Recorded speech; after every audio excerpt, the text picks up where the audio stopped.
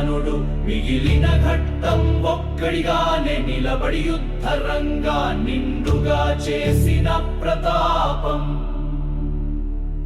భీముని తోడు గద యుద్ధంలో పశుపక్షులు సైతం మౌనంగా నిలిచినవి. జ్ఞాపకాల చలిలో చిందరి వారిన అన్నదమ్ముల ఆఖరి భీముని గద చేతికి లొంగిన దుర్యోధన శరీరం మూర్ఛ చెందిన సూర్యుడు కాని కన్నీళ్లు రాలనివి.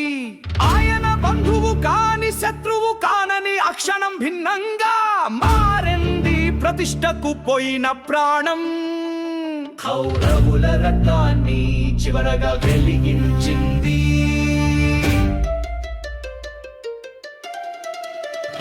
శకుని శబ్దం మౌనంగా మిగిలింది. జూదపు ఆట ముగిసింది. దుష్టుని ముగింపు కాని ఆయనలోనూ ఉన్న మనిషిని చూపిన క్షణం. అన్నదమ్ముల ప్రాణాలు ఒక తల్లి గర్భంలోనే చరమ ఘడియా నరహంతక యుద్ధానికి చివరి తారక మంత్రంగా మారిన సంధ్య. శ్రీకృష్ణుని చూపులో తృప్తి లేదు. విజయాన్ని చూసిన మౌనత. అర్జును విల్లు ముట్టుకున్నప్పటికీ వదిలేసిన ప్రశ్నలు. భీముడు గదతోనూ నిగ్రహంతోనూ తల వంపు పెట్టాడు. గర్వంగా కాదు, ఇది గెలుపు కాదు, ధర్మం యొక్క బాధాకర చెలామణి. పాండవులు నిలిచిన పాదాల్లో నిలిచిన బాధిత గాలి. కర్ణుని గాథకు ముగింపు. ఇప్పుడు దుర్యోధనుని పాట. విజయం పాండవులది అయినా హృదయం గాంధారి పక్షమైంది. శత్రువుల సేవల మీద రాజ్యాభిషేకం శాంతి పరవశము కాదు. దుర్యోధనుని దుర్బల గాథ చివర్లో జ్ఞాన జ్వాలగా మారింది. నీవు తప్పు చేశావు అనే ధర్మరాజుని హస్త నమనాలు.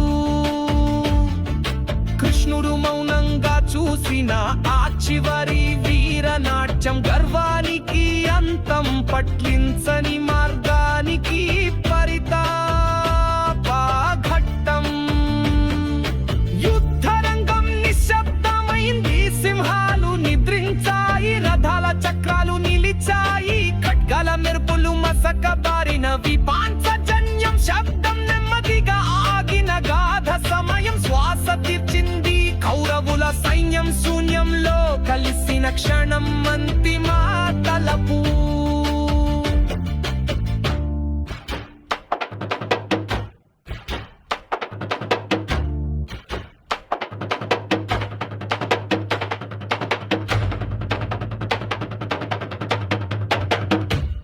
గాంధారి అడుగులు రక్తపు తడి. నేలపై కన్నీటి జడలు. ఆ తల్లి రోషంలో భవిష్యత్ తలదించుకుంది. శాపఘోష మొదలైంది.